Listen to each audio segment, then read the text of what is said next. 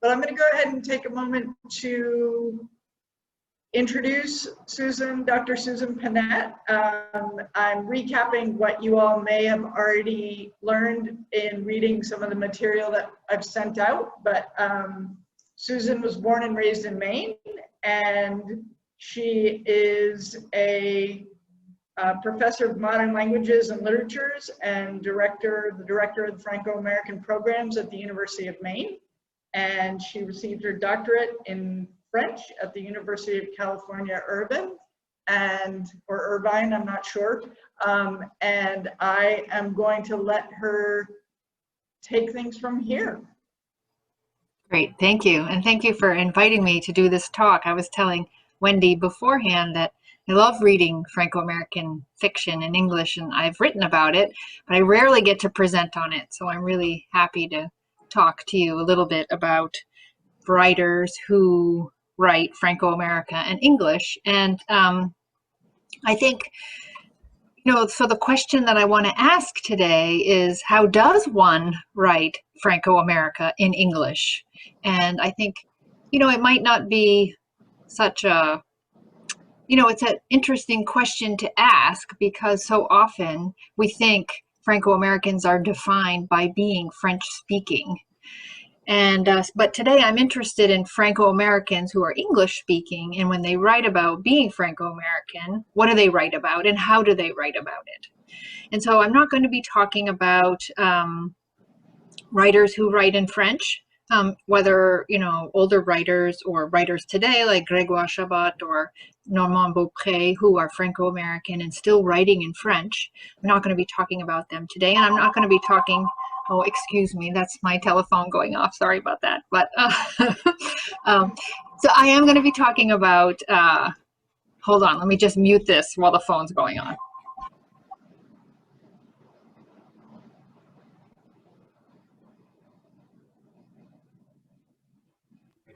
Okay, sorry about that. But I just want to say that if you're interested in other writers, I want to point out this tool that we've built, because it really is hard to find Franco-American writers, whether they write in French or in English. And part of that comes from the fact that for many years, Franco-American authors were not categorized when they were put into the library as being Franco-American. And in fact, it's only been 10 or 15 years that there was a Library of Congress designator, so that materials could be signaled as being both history and about Franco-Americans. And so we built this tool. It's francolibrary.com, where you can look for materials we have in the bibliography. You can look for authors, you can look for historians, you can look for all sorts of things. You can sort materials by maps, because oftentimes books, a book might be about Franco-Americans, but it might not signal that there's information about Franco-Americans in Lewiston. And so we've categorized and built this subject bibliography. So I do want to highlight this, and because I'm not going to be talking about all Franco-American writers today, I'm just going to be talking about a few. But if you're interested, you can email me for more titles or poke around here. In terms of questions, I'm very happy to get questions. Just send them all to Wendy, and I've told her to just interrupt me. I don't mind at all. This is kind of strange for me to be kind of a talking head, just so please, feel free to jump in and ask questions. And if I don't know, I'll try to figure out the answer and figure it out for you and send it to you via email. I'd like to start by talking about who are Franco-Americans, because it's not a term that's widely used. When I was growing up, we never said the word Franco-American, and it was something that I thought was like a can of spaghetti. It was not something that I ever identified with. And the term Franco-American is kind of like the term Latino or Latina or Latinx, where it's an identity that combines different peoples and is used once these peoples come to the United States, but people don't always self-identify and as Franco-American. And I want to start by just having this quote from David Plante, where he says, I always thought myself as French, and that was what I grew up saying. We always said we were French, even though, weirdly enough, we weren't from France, and we didn't really speak French in my household. And so it was only when I moved away and I said, what does that mean? I'm French. I'm not French, you know. I am French, but, you know, I'm also American. And so this is something I think that's widespread in the Franco community. It's people call themselves French, and it's only relatively recent that people say Franco-American. And when we talk about Franco-Americans, we're talking specifically, and I love this map of Maine, because normally when I look at maps of the US, it kind of ends at the border, but this map really shows us the way in which Maine juts up right in the middle of Francophone Canada. You know, on the one side, we've got New Brunswick, and on the other side, you have Quebec. And Maine, and so when we talk about Franco-Americans, we're talking about French-speaking people from those communities moving into the United States, who have moved into the United States. So specifically, we're not talking about French-speaking people who've come from France, per se. When we talk about Franco-Americans, we're talking about people of Acadian and Quebecois heritage who've moved to the United States. And it's a large percentage of New England populations, depending upon how you count. It's hard to count because so many people call themselves by different names. In Northern Maine, people will say, I'm French or I'm Acadian. In Southern Maine, people will say I'm French Canadian or Quebecois or Franco-American, right? These terms are all kind of shifting. But when you bring all those terms together, these are the numbers that we get. And we can see that Franco-Americans are one of the largest, if not the largest ethnicity in some New England states. French is the most common language after English in Maine and Vermont, which is kind of a strange, we think of Spanish as being the most important language. But in Maine and Vermont, it's French, and there are large French-speaking populations in the other New England states. Just quickly, I don't want to spend a lot of time here, but I think it's important to just talk about where these people come from. So there are two separate Franco-American communities in Maine. The first is Northern Maine, and that community is the result of the Acadian deportation. So as people were looking to escape the deportation, they moved into Northern Maine, or at the time it wasn't Maine, it was it was Massachusetts, and it was disputed territory between Great Britain and Massachusetts in the United States. And they were joined by people from French-speaking Canada, from Kamouraska and Rimouski.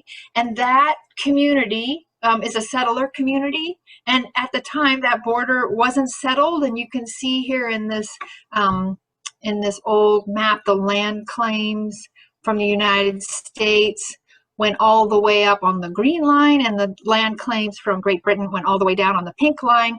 And in 1842, they decided, well, let's just cut it in half. And what that essentially did was cut that French-speaking community in half. So Northern Maine is not really an immigrant community. It's a community of people who came to settle here. They weren't necessarily moving to the United States, right? They were moving to settle, and were given land to settle, and that French-speaking community is still up.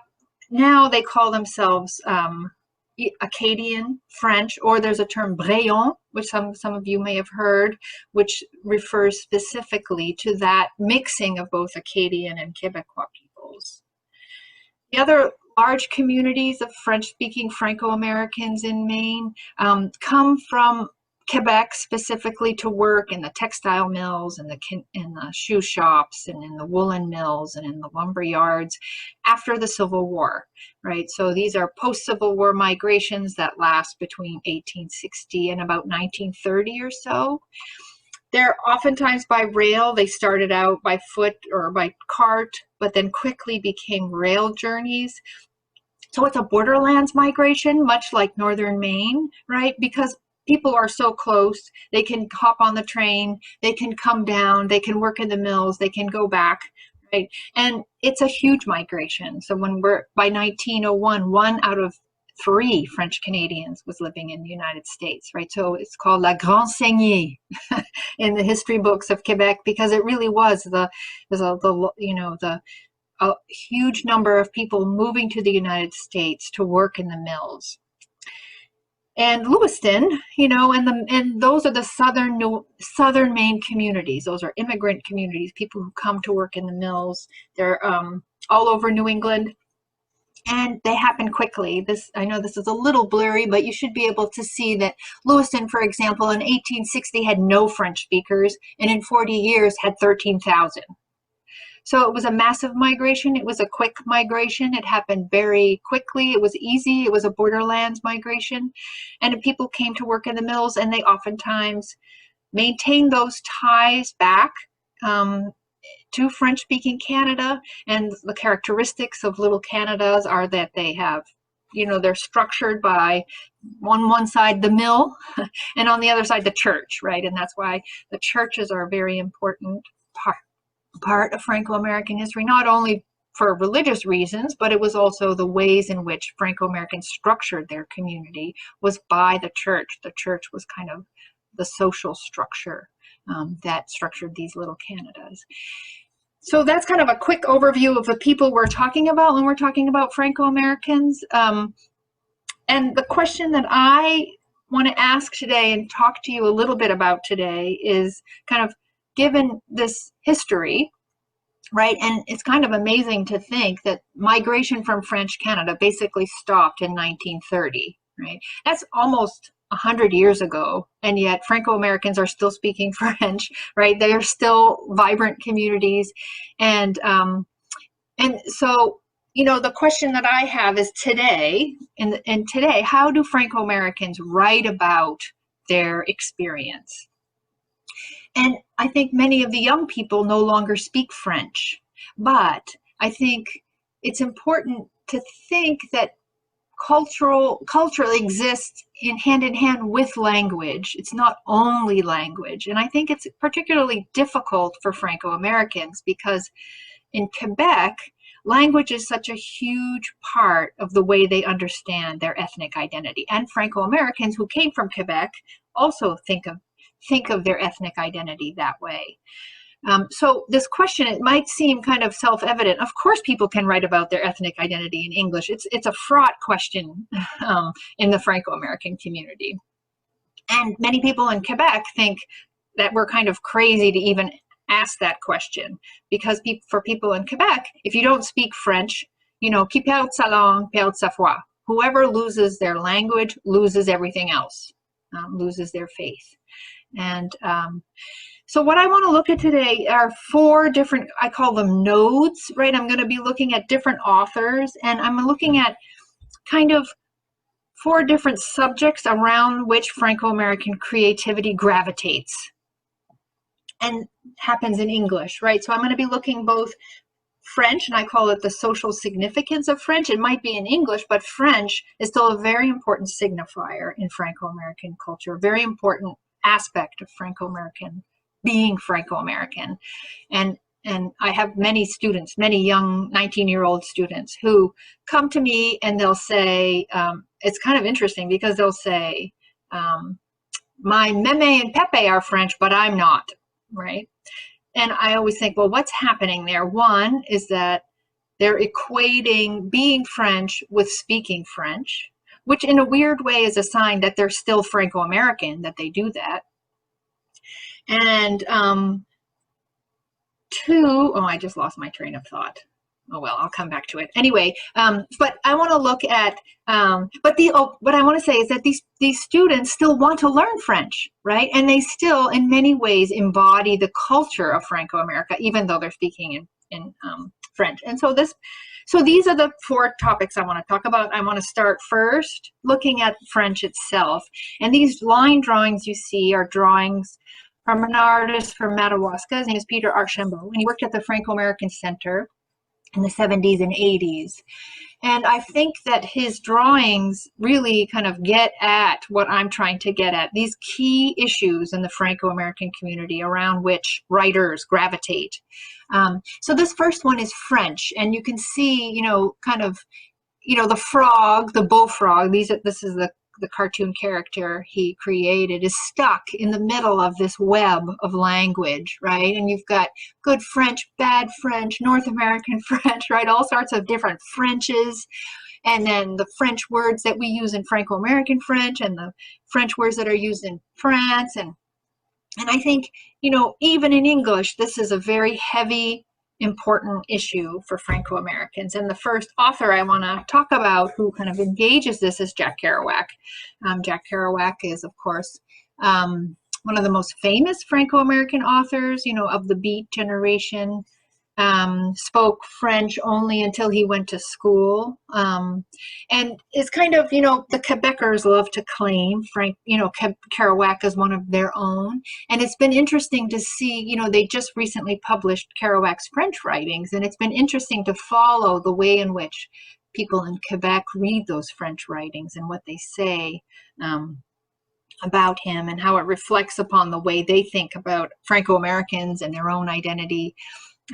Anyway, I want to just pull, you know, Kerouac has quite a few writings where he talks about and draws from his Franco-American heritage. Visions of Cody, Dr. Sachs, Town in the City are all kind of heavily situated in Franco-American culture. This one, Satori in Paris, is the story he wrote it at the end of his life, and the critics don't really like it. I think because they don't really understand Franco-American culture is one of the reasons that they don't like it. And it's a story where he goes to France to do his genealogy. And he recounts this situation where he's speaking French to the French, right? Again, I go into a restaurant. I see a quiet man spooning a sumptuous soup in a huge bowl across the way and order it by saying, "The same soup as monsieur." A marvelous man. And we have our conversation in French. And I even tell him that I roll my R's on my tongue and not in my throat. And that in those days you said not toi or moi, but like toi or moi, as we still do in Quebec. And in 2 days I heard it in Brittany. Things like that. The amazing, long, sincere conversations in French with hundreds of people everywhere was what I really liked and did. And it was an accomplishment because they couldn't have replied in detail to my detailed points if they hadn't understood every word I said. Finally, I began being so cocky I didn't even bother with Parisian French and let loose blasts and patarafs of chivalry French that had them in stitches because they still understood. So there, Professor Sheffer and Professor Cannon, my old French teachers in college and prep school who used to laugh at my accent but gave me A's. And I think Kerouac puts his finger on a very kind of important aspect of Franco-American experience. One is the difference between Franco-American French and Parisian French. And oftentimes we hear, you know, oh, Franco-American French is a slang French, or it's not the right French, or it's too hard to understand. And I think he's pushing back against that, you know, and he's saying, no, I was able to go to France and talk to people and be understood. It's the same language. And two, he's kind of pushing back against the Anglophones, you know, his two teachers, Professor Sheffer and Professor Cannon, those Anglophones who have control over the sense he has of his own language, right? So he's kind of showing that even though these Anglophones are telling them that he's not got the right language, when he goes to France, he's fine. And I think that's you know, he puts his finger on a very important, deep kind of part of Franco-American experience, this question of language and the authenticity of language and the you know, the kind of legitimacy of Franco-American French.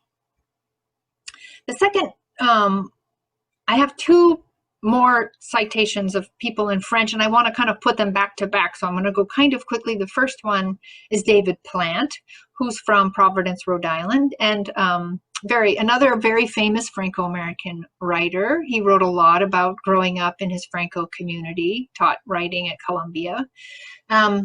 And his writing, the quote that I want to pull from him around French is from a book he wrote called American Ghosts, about growing up in Rhode Island, where he talks about losing his French. Though I wrote in English, there remained within this language the baptized letters of my French religion, letters that always promised the invisible. But as much as I tried, my English could not fulfill that promise. Nor, really, could my French, not any longer, for I was losing my French. because I was losing it, I looked more and more often at mon premier livre de lecture, which more and more appeared to have been the first reading book of a boy who was becoming a stranger to me. So I think here he points to the ways in which Franco-Americans, as they function in Anglophone society, lose, they speak a heritage language, they may no longer be able to write it or read it, but it's still kind of there for them, promising them, and it's part of their past. And so they're kind of in between languages. So Plante comes at it from someone, an older person, right, who went to the parochial schools and is losing his French, and Abby Page, who's a writer from Vermont, who does a lot of plays. You might know her play Piecework. She's got a new play coming that she's writing right now, Les Filles du Croix. And she comes at it from another aspect, from a younger generation, of someone who's trying to learn French, right? And this is from her poem, The Undefended Border. I am my language. Tu as l'air d'une Québécoise, someone tells me in French class. Sauf quand j'ouvre la bouche. I stammer and blush. My grandmother in my face, if not in my mouth. My favorite French phrase these days, je ne suis pas d'ici, feels not altogether true, but is how I ask forgiveness when asked for directions on the streets of Montreal. Whose tongue ain't broke? Combien? How many? How many tongues can I imperfect? And so we see here, while Plante is coming at this sense of being between languages from someone, an older generation who no longer feels comfortable in French, she's coming at it from someone who's looking to reclaim her French, right? Someone who never was brought up in French but wants to learn it, finds it still in her face, right? My grandmother is in her face, if not in her bouche, in her mouth, but kind of is caught between these languages. And so I think that's another kind of key aspect of Franco-American experience and Franco-American writing and creativity, is around this sense of language and the French language and being between language. And I just quickly wanted to mention Susan Poulin's play. I don't know if you've ever seen it, Pardon My French, where again, it's like the whole piece circles around the question of French and being able to learn it and being able to claim it, because it's such an important part of feeling Franco-American. Any questions? I'm going to keep going here unless are there any questions, Wendy, or are we good? Good? Okay. The next kind of place where we see a lot of Franco-American creativity is around work. And I really, this is one of my favorite drawings of Peter Archambault's. And it translates, if people don't talk to each other anymore, it's because they don't shuck beans together anymore, right? They don't work together anymore. And for me, I think this puts it, this is such an inherent part of Franco-American culture, which is Franco-American culture revolves, and so much of it revolves around manual labor together, right? And I think about my family and what we do together. And what we do together is we do work projects together, right? We peel beans together. We cook in the kitchen together. And that's when Franco-American culture happens. And work, manual work, structures Franco-American life and culture in many, many deep ways.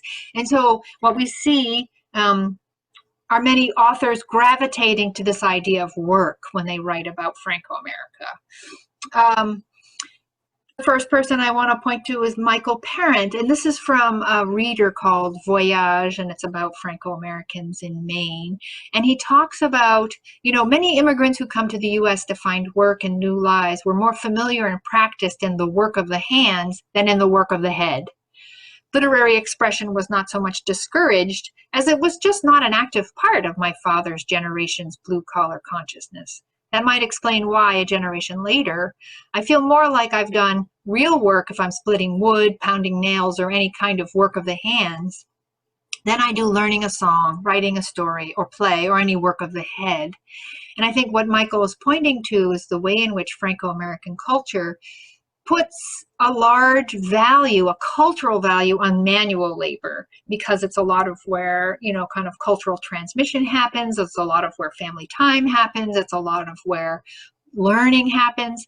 And in this way, Franco-American culture, I think, is different than mainstream culture, right? I think mainstream culture tends to value work of the head, right? Who earns more money?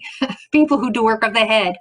Whereas I think in Franco-American culture, you know, so much of the culture is built around manual working together projects, right? My father and mother are always involved in projects, and that's how we spend time together, as we help each other with projects, right?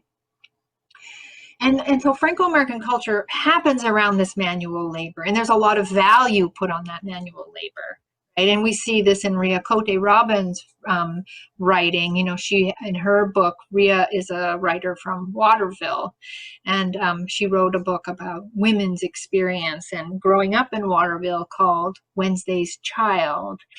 And I pulled this quote from it: "Other women I know run the cloth through the sewing machine, but it is their factory life's existence. My mother-in-law is one of these women. 33 years of sewing one part or another of men's shirts, the high-quality kind, Hathaway shirts at the C.F. Hathaway Shirt Factory on Water Street. I was destined for the men's shirt factory mill, as so many of my neighbor women were destined. I do not pride myself on the escape. Hard-working people, ça travaillait fort, ce monde-là. I have heard stories all my life of these women in the shirt factory." And we see here with Ria, it's interesting, because I think it's really hard. You know, it's like this value. It's hard work, and that's what's valued. Hard work of the hands. And she says she does not pride herself on escape, right? And yet when you think about, when we talk about work in the United States context, or in cultural context, mainstream US culture, it's all about how we go up the ladder, right? We do work so we can become a white-collared worker. And what I think she's pointing at and pointing to in Franco culture is this emphasis and pride in manual labor. And we see it, you know, Ria's book.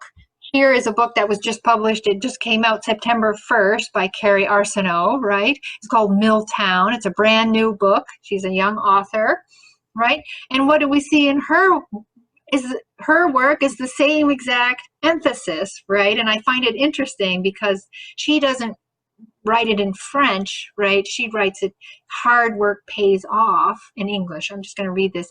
Teresa Gallant's was, you can always do what Teresa Gallant's was you can always do more work ethic. And it was an extension of my parents. My father worked as a pipe fitter in the local paper mill for over 40 years without complaint. When Maine's economy suffered from the oil crisis in the 70s and my father's wages stalled, my mother picked apples, did piecework for Bass Shoes, and worked as a school secretary to supplement their income. Hard work pays off, they always said, encouraging us to succeed beyond the circumference of our town. The cash in the pocket of my Jordache jeans proved it, and, as far as I knew, hard work was the only way up and out of working at the mill, where my parents, my grandparents, and my great-grandparents had all worked. There was no other ladder for me to climb. In high school, I shoveled snow, delivered newspapers, waited tables, babysat, scooped ice cream. I worked through college to pay my tuition and rent, making pizza and donuts, bussing tables, operating a chairlift, delivering newspapers, waitressing again, nannying. I worked with Teresa for 9 years, even while I worked those other jobs. And I had a lot of jobs, at last count, 86. Right? So even here, in this most recent publication by a Franco-American author, we see kind of emphasis on hard work and the value that's placed on hard work, not only from her, but her family before her. And it's kind of a work of the hands, right? These are all jobs of the hands that she's talking about here. Final kind of, you know, another kind of to throw in here about work, I want to do a quick quote from Alain Berube, who was a very important author, wrote Coming Out Under Fire. And I have a quote here, not from that writing, but from a short biographical piece that he wrote about being Franco-American. And he's talking about his father. And here, again, we see the ways in which Franco values and Franco culture kind of differs from mainstream culture. a cautious, self-effacing, honest man, and a meticulous worker, terrified of getting caught making mistakes. My father spent his life behind the scenes, running the machinery that broadcast other people's voices and faces to television sets across North America. The crisis came in my sophomore year when my father was offered a low-level management position at work, which he turned down, he said, because he didn't want the responsibility of supervising other workers. And I find this so interesting because how can we talk about, it's, the only way we can talk about in America, is downward mobility, but that's not what he wants to say here, right? His father didn't want upward mobility, right? There was more than to his refusal than class panic over becoming one of them. The distance he had traveled away from his French working class family, their farm, and the land was now so far from where he'd started that he began to lose the ground beneath his feet, right? He didn't feel Franco anymore. Right? He needed that upward mobility is somehow differentiated for him from being a working class person. He wanted to go home. My parents sold their dream house and bought the Massachusetts family farm where my dad had grown up from my pépère, who continued to live with us there after my mère died. My dad found a job at a local television station in Springfield for half his former wages, and after his union lost a critical strike, his income steadily declined, right?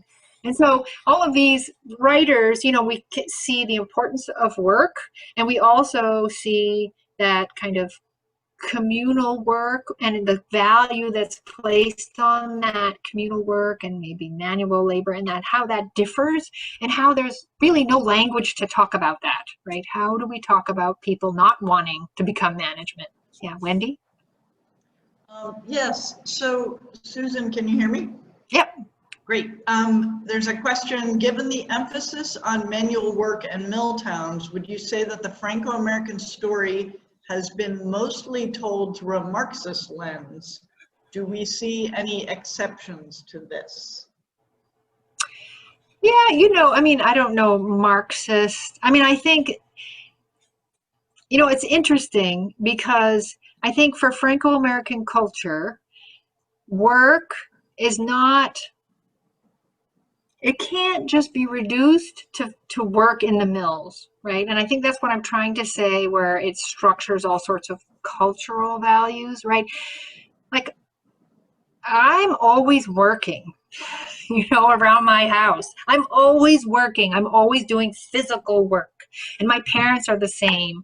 And that's, we can look at mill work through a Marxist lens, but what I'm trying to say is that Franco-American emphasis on work exceeds that category, because it's not just a question of class, it's also a question of culture and the way in which Franco-Americans kind of act together and perpetuate their traditional values and be together. And so I don't think I would say that it's some of these, you might like talking about strikes, right? These two quotes talk about strikes. I think that's just kind of kind of the luck of the draw. I just happened to get these two quotes that did that. But I do think that there's something outside of the Marxist framework that these writers are talking about. Another question. Should I stop or keep going? I can't hear Wendy. Oh, go ahead. Sorry. Another question. Do you think, thank you for answering the previous one. Do you think that the attitude against quote unquote upward mobility stems from Franco-Americans not being able to move upward in the mills? Yeah, I don't know where it comes from. Yes, it could be. It could be. I guess what I want to say and what is that, like in my cultural upbringing, work is outside. It's not, work is not just labor, right? If that makes any sense, right? That, and Franco-Americans bring that into the mills, and it might be, but I think it exceeds the mills. I do think that, the way I was brought up, there was an emphasis, a cultural emphasis on working hard work, doing your job right. right? Being a good worker. And it's like he said here, right? You don't want to make a mistake, and you don't want to be in front. You want to be behind the scenes. You want to make things happen. You work really hard, right? And those are cultural values which are not exactly the same as, I don't think they line up. I don't think they line up to kind of the class analysis. And I don't know that I would say that there's an emphasis on, you know, not moving upward because of working in it, because they couldn't. It might be, but I wouldn't want, it might very well be, and I'm sure it's an aspect, but I wouldn't want to collapse those two things. So the next kind of place where we see people kind of, creating around is this question of discrimination right here. So the first author I want to talk about is Grace Matalias, who I think is most famously known for her piece, or her book, Peyton Place, which is kind of crazy to think that it's one of the best selling works in publishing history.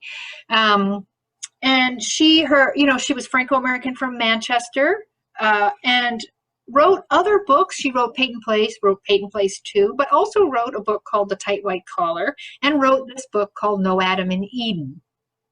And in this book, this is a story about a Franco-American family who migrates from Quebec to work in the mills in New England. And she writes about, just as she does in Peyton Place, kind of writes about all the stuff that's hidden, right? I mean, the thing that scandalized people so much about Peyton Place in the 50s is that, you know, she really kind of wrote about what people didn't want to hear and didn't want to talk about. And in the same way, she writes about the ways in which Franco-Americans were discriminated against in New England towns. "Now listen here, son," said Frederick Endicott when the two of them were seated in his den. "You want to go away to college next year, right?" "Yes, Dad." "You want to be a lawyer someday, right?"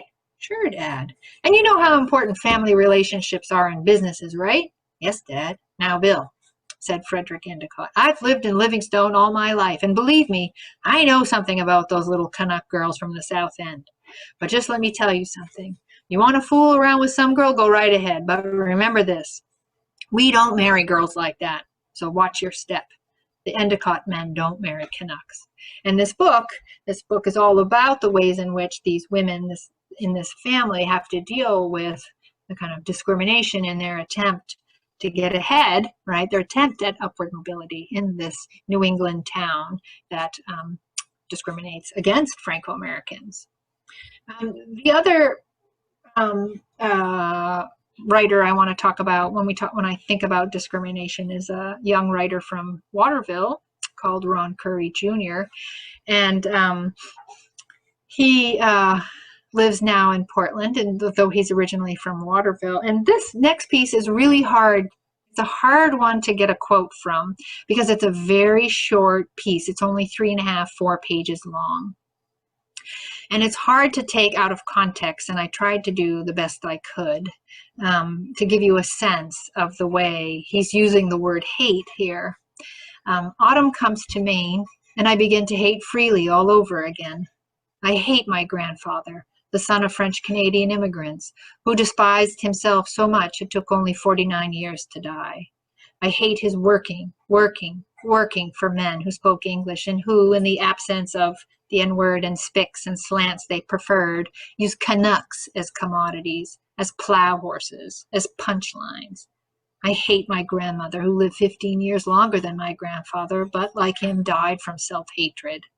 I'll change my name. I'll leave this place, become a Protestant, make a lot of money and not think of it again. I'll have children who will call their grandparents Grandpa and Grammy, not Pépère and Mamère. But who am I fooling? I can hear my older brother even now across the years whispering in the darkness of our shared bedroom. You think you're so smart. You think you're better than us. No, I'm not better. I will not be spared.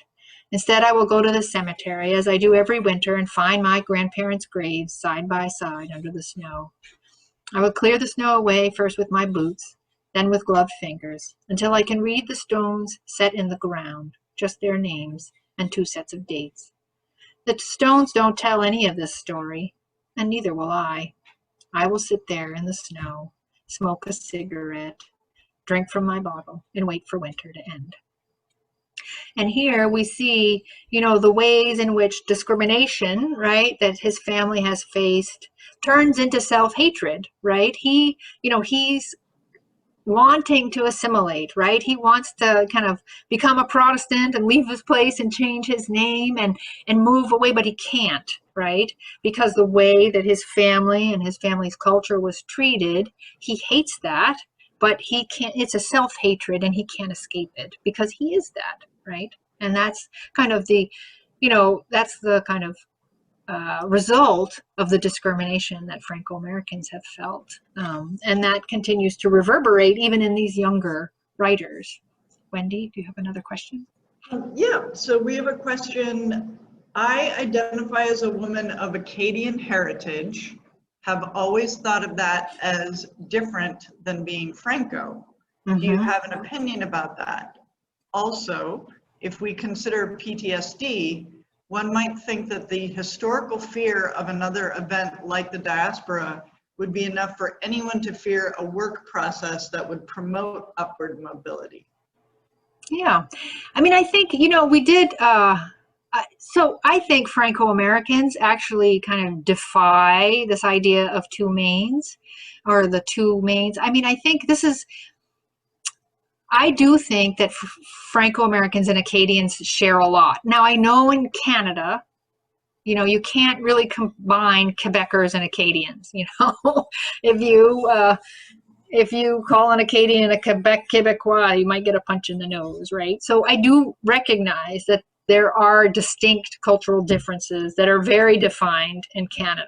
I do think in the United States and in the US, when I say Franco-American, I'm talking about these deep cultural practices that I think are shared, right, by both the Quebecers and the Acadians. And we did a poll a couple of years back of 600 Franco-American families in the state of Maine from every county that had Franco-Americans, right? There aren't Franco-Americans in every county, but equally from northern Maine and from southern Maine, both who identified as Acadian and Quebecois.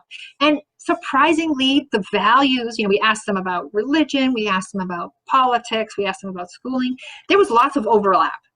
So I think, the question, do I consider, for me, the term Franco-American encompasses both. And I recognize that there are differences, right? There are differences between northern Maine and between Lewiston, for example. But I do think, this emphasis on hard work, for example, or the discrimination, or the emphasis on French, those are all shared values, right? That stretch across both. And that's why I think the term Franco-American is kind of like the term Latino or Latina, right? We can talk about these broad cultural values that are shared across these two different cultural communities. Was there another part to that question, Wendy, that I forgot? Let's see. I apologize. Did you address the way in which there would be a fear of a work process that would promote upward mobility? I don't know. I haven't thought about that. I'd have to think more about that. Maybe. When I think about my Franco-American experience, it's a very, I grew up, my parents are both from northern Maine. I grew up in southern Maine. My dad worked for Pratt & Whitney. And I think about my experience being very, my family, Franco-American, my experience of my family is not a nuclear family. I don't think, kind of traditional Franco-American culture is an extended family. It's kind of clannish, right? And I'm married to a non-Franco-American, and he's always like, who's that cousin? How many people? And, it's kind of, there's all this work that happens in remembering all the different family members. And so when I think about, I don't know if that clannish, I don't know if maybe trauma, I don't know.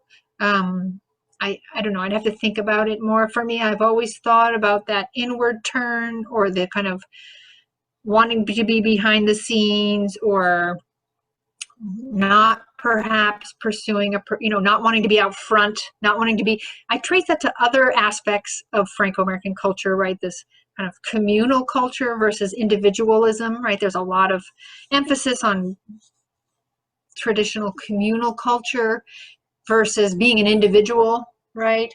And maybe those can be traced back to trauma, but I don't know. I'd have to think about it.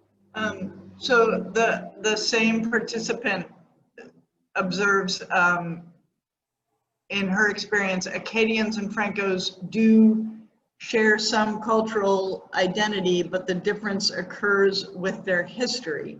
Yeah. And that's what makes them different. Yeah.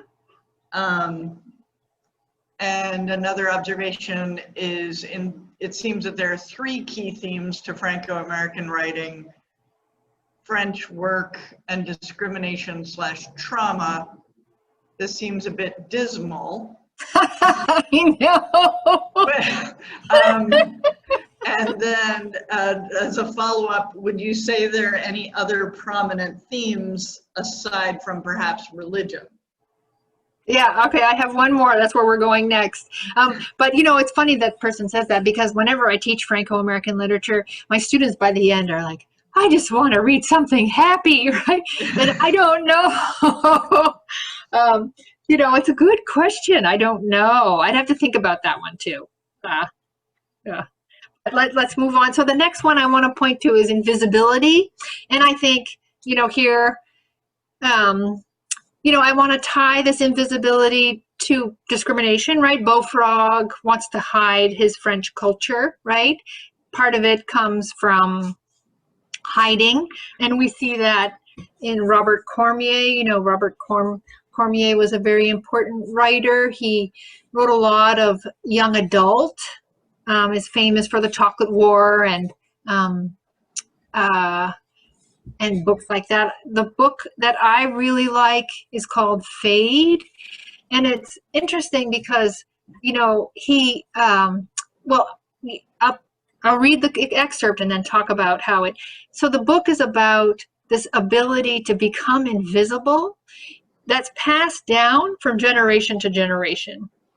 And so it's the story about this young boy, who from his uncle, his heredity is to become invisible. And it's a sci-fi, right? Because he really does become invisible. It's kind of a, but I think it's so fascinating that Cormier wrote that what we inherit, what this Franco-American character inherited was the ability to disappear, right? At first glance, the picture looked like any other family in a family album of that time. It was a portrait of my father's family taken before World War I on the front steps of the house in Quebec on the banks of the Richelieu River. The family moved to New England shortly after the picture was taken. I discovered the photograph when I was 8 or 9 years old and was told immediately of its mystery by my cousin Jules. The mystery? My uncle Adelard had disappeared at the moment the camera clicked and the shutter opened. The photograph was not the only mystery in my life that summer. There were rumors of strange happenings on the shores of Moccasin Pond on the outskirts of Monument. The men wore white shrouds with peaked hoods, their eyes dark caves where holes had been cut into the material. The Ku Klux Klan, Pete whispered in my ear. The hooded guard was coming our way, waving his rifle at us. We scrambled to our feet. I tripped and fell forward onto the beach. The guard came closer, and stopped only a few feet away. He looked around.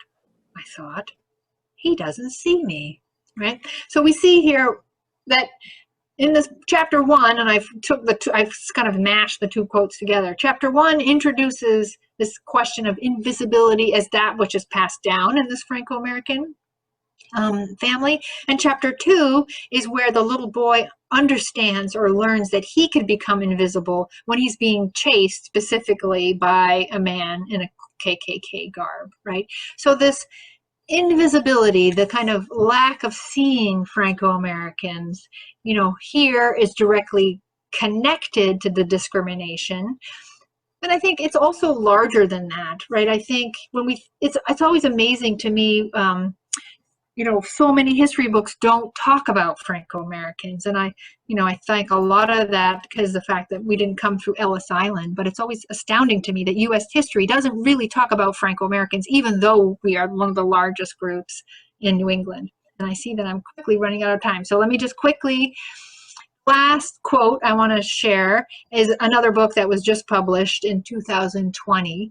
Again, picking up on this thread of invisibility, not so much specifically connected to discrimination as it is in the Cormier, right? Cormier really specifically ties it to discrimination. Here, Elizabeth ties it to kind of her not knowing, right? Her family has erased that past and she has nothing to go on. Kind of like where Abby Page is, right? Her journey is one going back, right? Trying to find the traces of an ethnic identity.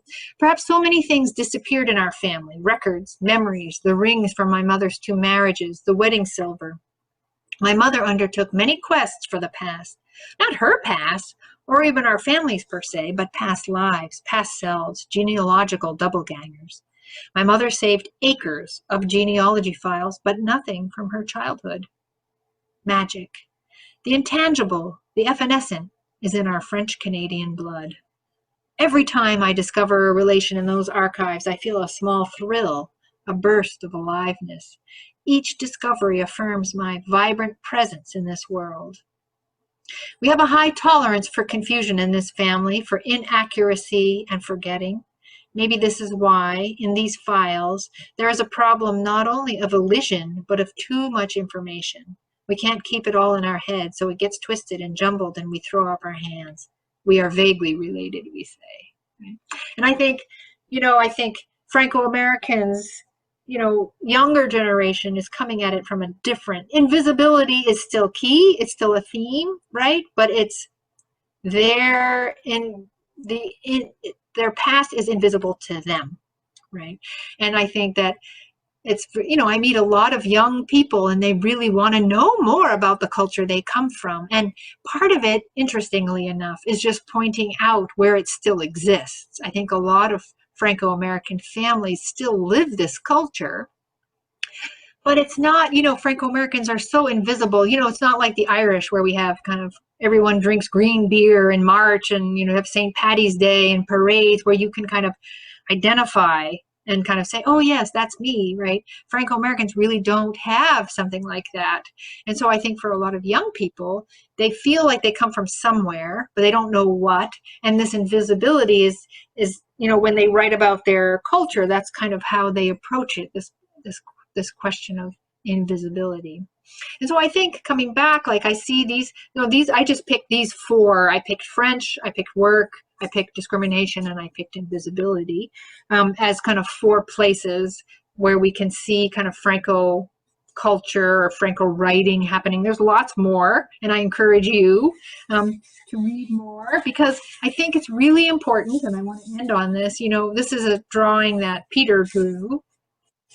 And I think for many of the students I work with, this is what they experience, right? They don't see themselves anywhere. And even though they still have a meme and pepe, they still might want to learn French, but they don't know why, or they feel like they should know French. And they still kind of have an extended family and a non-nuclear family. They still work really, all of these values that exist outside, they don't see that reflected anywhere. They don't see themselves anywhere. And this is why I think Franco-American literature in English is very important, because I think it's important for people to be able to see themselves and understand themselves through those representations. And so 2 minutes over, Wendy. I tried to hurry it up and finish. Oh, no problem. So I'm happy to stay longer if people have questions. Also, I think Wendy has my email address. So if you want to email the library, if you have questions or if you want more information about any of these authors, I'm happy to. You can also find me on the web if you do University of Maine or no, you'll find me.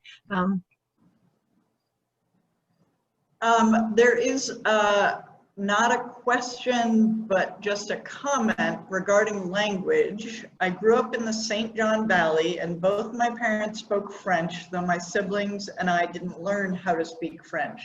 There are lots of French expressions I use. I found it interesting to hear about the quote unquote good and quote unquote bad French, as I do feel self-conscious speaking French. Hearing your presentation has made me make connections to my own experiences, especially with manual labor, lots of foraging for food, fiddleheads, hazelnuts, berries, in order to put food away for the winter season.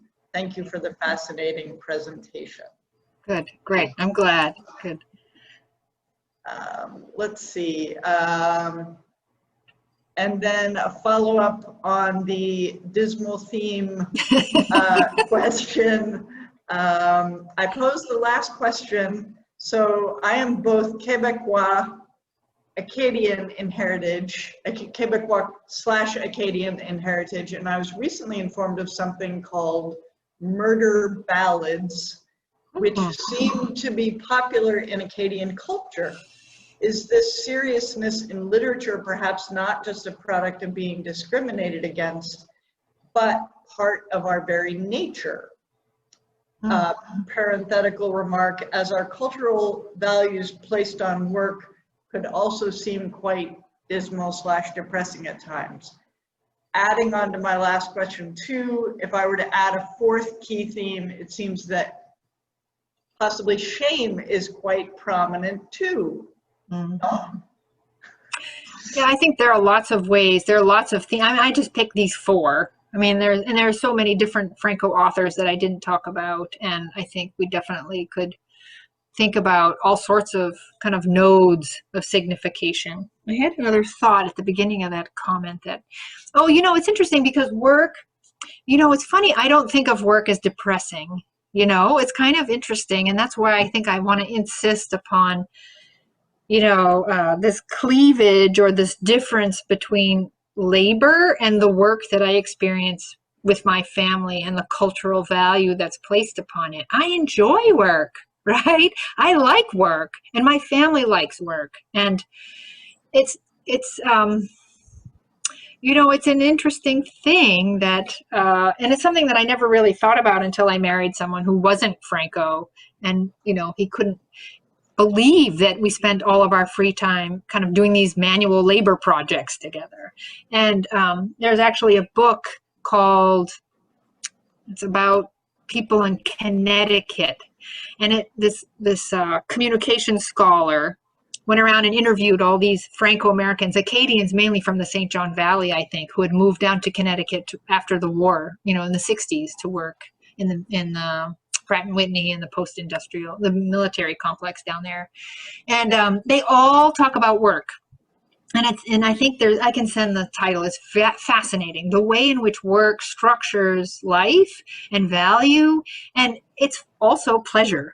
Right? It's not just dismal, although it might sound dismal here with the quotes, and that I probably should have been more careful. But maybe it, you know, maybe it's the way we write about it. I don't know.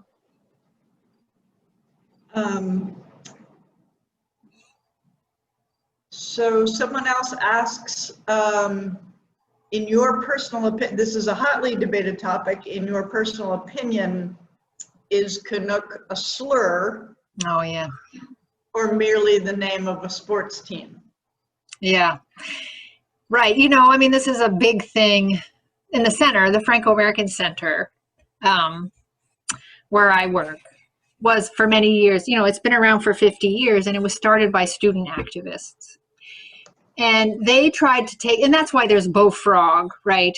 Is because Beau Frog is an attempt to re-signify, you know, the dumb frog.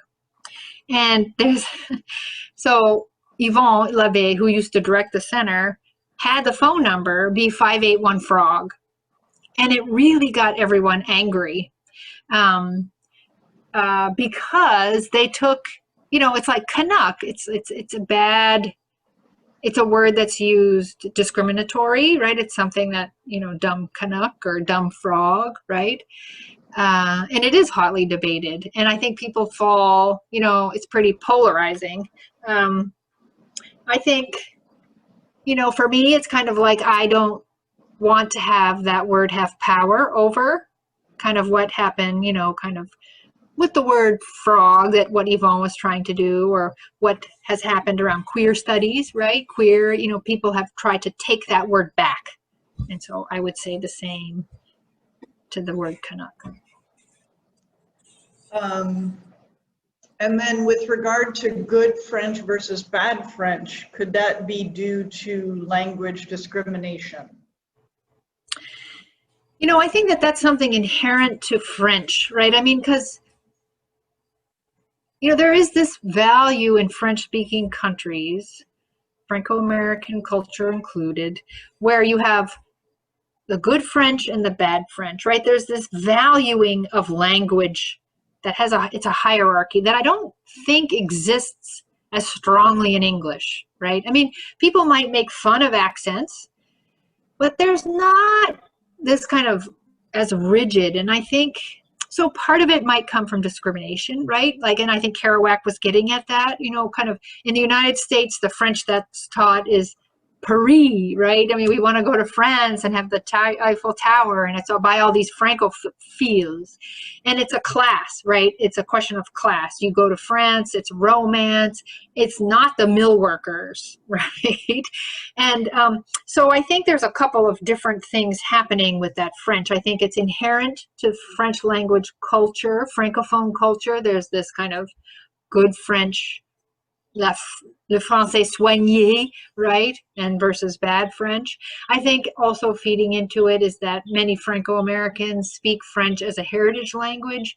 So like words that you don't, if you're going to school in English and you're not being trained to read and write in French, but French is the language you speak, if you don't have a word for something, you're just going to take the English word and bring it into your French.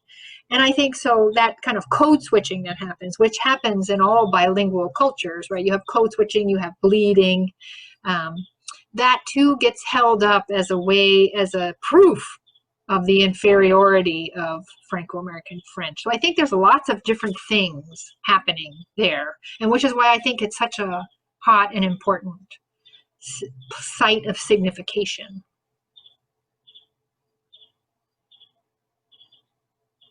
Wendy, you're muted. Sorry. So I think that we've answered all of the questions. Oh. And I'll just let everyone, oh, wait, sorry. How do you feel about Franco-Americans identifying with Quebec, flying the Quebec flag, going there often, etc., instead of identifying with Franco-America? You know, it's interesting. In this poll that we did a couple of years back, we were able to show that the people who identified as Quebecois were of a higher economic class. They tended to be middle class people who identified with Quebec.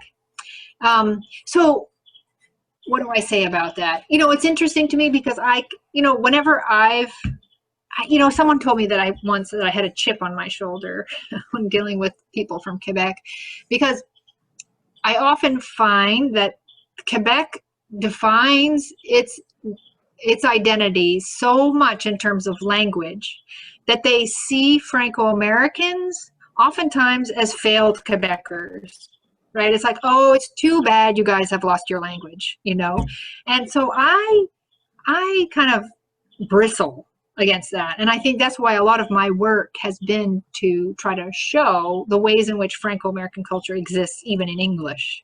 Is kind of a pushback against that pressure or that view or that inability that Quebec seems to have to see Franco-American as anything other than a failed Quebec, right? We've lost our language. We've failed, which is the specter. Franco-Americans, like, it was interesting in the way that Kerouac, the French writings of Kerouac were received in Quebec over the past couple of years, because Kerouac was held up, a lot of the responses were like, this is what Quebec could happen. This is what could happen to Quebec if we don't protect our language. So Kerouac was not understood on any other terms other than, man, we don't want this to happen to us. Look how bad his French is. And there's a very famous interview that happened in the 70s, I think, with Kerouac, right before he died. It was in the 60s or 70s, called Le Sel de la Semaine. It was in Montreal, and it was on TV, and where Kerouac was interviewed by this very suave Montreal guy, and he was laughed at.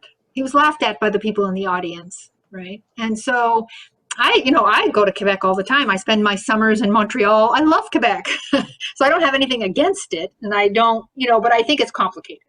I think it's complicated. And then finally, I believe finally, are there any books that you could recommend, specific titles regarding when French Canadians first came to Lewiston? Yes, so I would read Mark Richard's book. Mark Richard is, I'm forgetting the title now. Wendy, do you know the title of Mark Richard's book? The one he did on Lewiston? I can look that up. Okay, yeah, so I would read Mark Richard. He's, he wrote about Lewiston. Also, Yves Roby did a lot. Yves Roby and Yves Frenette are two Quebecois historians. Their works have a lot on Quebec, on people coming to Lewiston. Also, Mary Rice DeFosse and James Mile recently published a book out of the USM Heritage Collection on Lewiston that has lots of pictures in it, so it's really fun. Mark's book is more dry, kind of a classic social history of Lewiston. You can also, that website that I showed you in the beginning, francolibrary.com, or if you do a search for Franco American Library, you can search that library by town. So you can actually go into that, go to the map. There's a box that says map. If you click on map, click on Maine, click on Lewiston. I think then you go to county, then you can go to Lewiston. It'll bring up all the different items, all the different books that have been written on Franco-Americans in Lewiston. Excellent. Okay, so a couple more things. Are you okay hanging in there, Susan? Sure. Okay.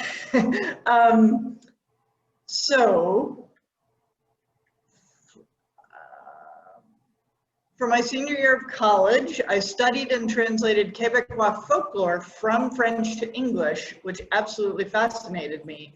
Are you familiar with Franco-American folklore stories? And do you feel that with French books or English books by Franco-Americans / Quebecois / Acadians, something is lost in translation between them all?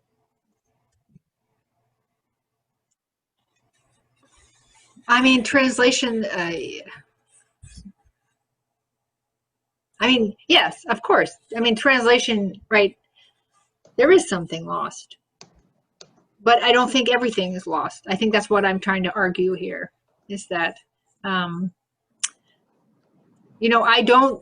was not brought up speaking Franco-American French. My parents tried. I was born in the St. John Valley, but we moved to southern Maine. None of my friends spoke French. The doctor told my mother when I was 2, you better stop speaking French to her. She's going to have trouble in school, right? And so, and I, like Abby Page, went back to school to learn French. So the French that I speak is kind of schooled French. There's a loss there. I'm not, you can't deny that there's a loss. But I guess what I'm trying to argue is that not everything's gone, and that it's a kind of a two-way, that ethnic identity can be invented. It can be, like, I learned French. It's not a one-way street. Abby's learning French. She lives in New Brunswick. I've learned how to make traditional Franco dishes, right? I knit. All of these ways in which you can reclaim and go back, right? It's not. So, yeah, I guess is what I would say. And then finally, this is fairly broad, why does language become the focus of a culture rather than its history, its cuisine, and its language? Well, I think, I think each culture's identity there are kind of hot buttons, right? I think like if you think about American culture, what's the hot button? It's like, how do people become American? They have to learn English, right? And that's a hot button. And why is it that way? Well, I don't know. When I was on sabbatical, we went to France and spent the year in France. And I had my son was 6 at the time, and I put him in public school. And I had the hardest time. We're vegetarians. I had the hardest time. It took me till December to get him to the point where he didn't have to eat the lunch at school and he could bring his own lunch because he was vegetarian. They wouldn't let him be vegetarian. They wanted him to eat the French food, which was meat, right? And from the outside, it's kind of like, that's crazy.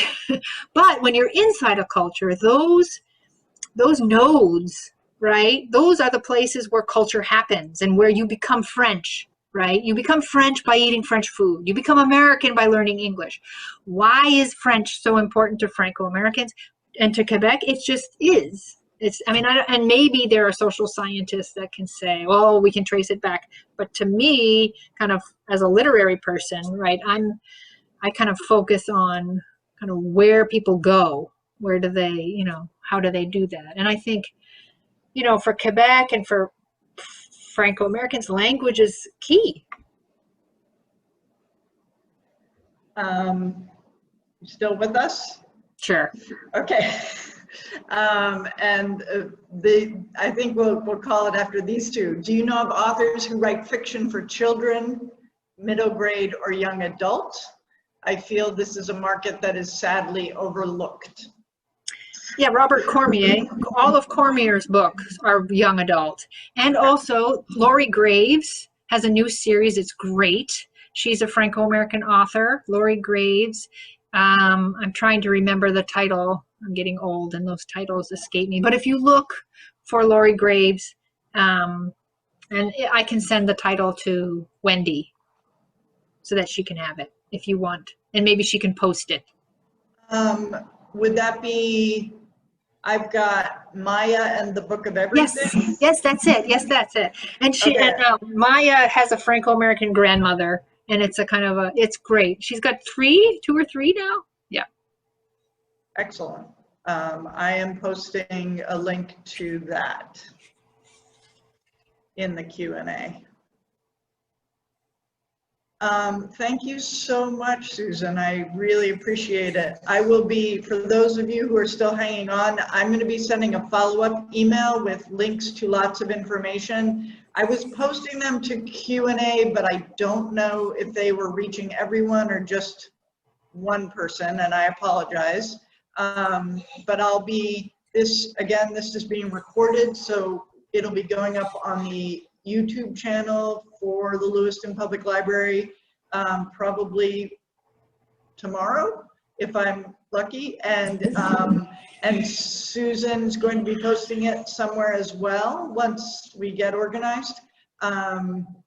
And I'll have, I'm always happy to try to answer any other questions you might have. And me too. Happy to answer any questions. Great. Good. This was fun. Thank you. Thank you so much.